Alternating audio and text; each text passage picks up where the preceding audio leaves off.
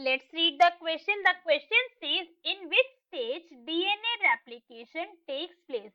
किस स्टेज के cell cycle की किस स्टेज के अंदर डीएनए रेप्लिकेशन होती है? So now let's see. सबसे पहले हम क्वेश्चन को सॉल्व करने का की कंसेप्ट देखेंगे.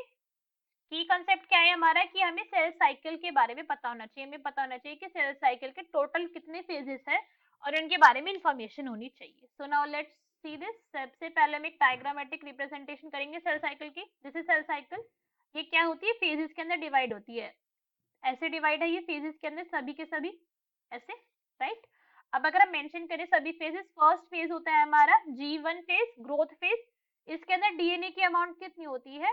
2n. बिकॉज कोई भी जो ह्यूमन सेल है, जो ह्यूमन की हैप्लॉइड सेल है, ह्यूमन हमारे डिप्लॉइड नेचर के अंदर जो उसकी नॉर्मल सेल है, दैट इज जो उसकी सोमैटिक सेल है, उसके अंदर डीएनए का अमाउंट 2n होता है.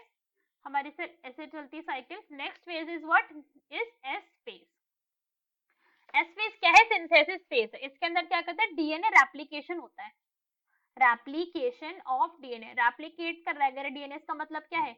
डीएनए की अमाउंट 2n से हो चुकी है 4n. नेक्स्ट फेज है हमारा G2 फेज. G2 फेज यहाँ पे क्या है? डीएनए की अमाउंट अब भी 4n ही है, बट यहाँ पे क्या होता है? सिर्फ चेक होता है कि जो डीएनए हमारा, ये वाला जो हमारे डीएनए सिंथेसाइज हुआ था, उसके अंदर कोई एरर तो नहीं है. अगर एरर है तो फिर क्या होगा? हमारे सेल फिर से एस फेज के अंदर जाएगा, दोबारा ढंग से रेप्लिकेट होके फिर से G2 फेज के अंदर एंटर करेगा. और लास्ट फेज होता है हमारा M phase, that is metaphase. Metaphase.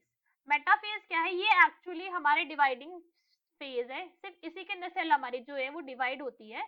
बाकी जो जितने भी हमारा फेज है, G1 से लेके G1 फेज से लेके G2 तक का फेज है, जो ये सारा का सारा फेज है, ये कौन सा फेज है? ये है हमारा interphase.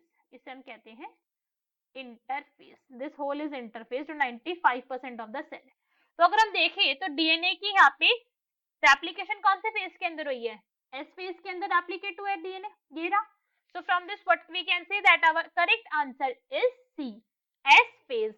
Hope you understood it well. Best of luck. Thank you.